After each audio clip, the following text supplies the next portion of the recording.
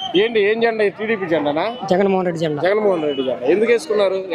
జగన్మోహన్ రెడ్డి అంత ప్రేమ, అంత ఇష్టమా? ఆయన మీద ప్రేమ ఎగ్లో నేను ఎందుకు వస్తాను? జగన్మోహన్ రెడ్డి డబ్బులా బాపటి నుంచి 30 ఒక 20 మొత్తం 90 రూపాయలు పెట్టి అక్కడ నేను చేరా. నా సొంత డబ్బులు 90 రూపాయలు పెట్టి జగన్మోహన్ రెడ్డి కోసం.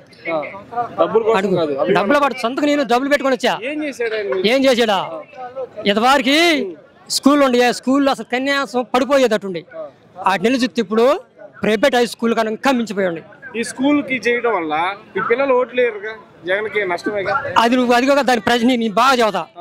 ఇప్పుడు జగన్మోహన్ రెడ్డి స్కూల్ పెట్టి పిల్లలు చదివిస్తున్నాడు. వాళ్ళు 30 సంవత్సరాల తర్వాత ఇండియాలో #1 రాష్ట్రం అయితే ఆ పిల్లలు చదువుకుని ఉద్యోగాలు తెచ్చుకున్న తర్వాత ఇప్పుడు ఈ పిల్లలు ఓట్లేరుగా. అది కాదు కావాల్సింది, టీచర్ చూడాలా.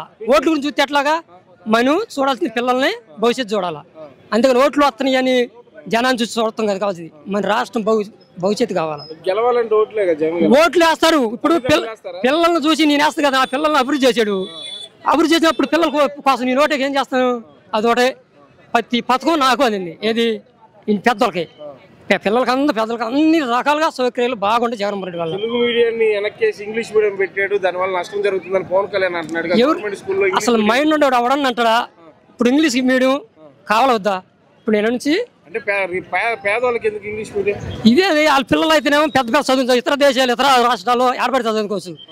మన పిల్లలు అయితే లేని వాళ్ళ పిల్లలు చదువుకోకూడదా? అదే వాళ్ళ అర్థం. అదే ఎప్పుడు వాళ్ళు హూడికలు చేయాలి, అంతేగాని లేనివాడు ఉండకూడదు అనేది వాళ్ళ కాన్సెప్ట్. అదొకటే. లేనివాడు అంటే అసలు వాళ్ళ పందదయ్యా. ఉండబడే చూస్తారు వాళ్ళు. చంద్రబాబు నాయుడు కావచ్చు, పవన్ కళ్యాణ్ కావచ్చు, ఈ మధ్య బీజేపీ కావచ్చు. చూడాలి మరి రేపు ఈ పేదలు రేపు ఓట్లప్పుడు మారిపోతే నీకు ఒక 5,000 ఇస్తే ఓటు జనరేషన్ మొత్తం అట్లే ఉండాలి. అందుకని దేశం రాష్ట్రం డెవలప్ అవ్వసం లేదా? ఎప్పుడైతే అందరూ పెడతారు అప్పుడే ఆ దేశం డెవలప్ అవుతుంది, రాష్ట్రం డెవలప్ అయ్యింది. 10,000 ఇస్తే 10,000 10,000 ఇస్తే తీసుకుంటారు. మేమే తీసుకోం. మొన్న మా ఇంటికి తెలుగుదేశం లబ్ధాను చీరలు పంచారు. నేను ఆ కోటాను కాబట్టి తీసుకున్నాను. నా భార్యను తీసుకోవాలా. చీరలు పంచారు అబద్ధం ఎందుకు తెలియజేసిన వాళ్ళు తీసుకోవద్దన్నా. ఇంట్లో తీసుకోవాలి, ఎందుకంటే నేను ఓటేను కాబట్టి వద్దన్నా. నిజాయితీకి వద్దన్నా, తీసుకోలేం మేము. గెలిపించేది తమ్ముడు.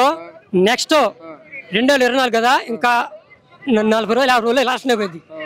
3 ఆసుపత్రి పాలైపోతారు గ్యారెంటీగా. పవన్ కళ్యాణ్, చంద్రబాబు నాయుడు మొత్తం అయిపోతారు. అంతే మైండ్ బ్లాక్ అయిపోయి ఏంది గెలుపు అని చెప్పేసి మొత్తం ఆసుపత్రి పాలైపోతారు. అది మొత్తం కన్ఫర్మ్ జరిగింది.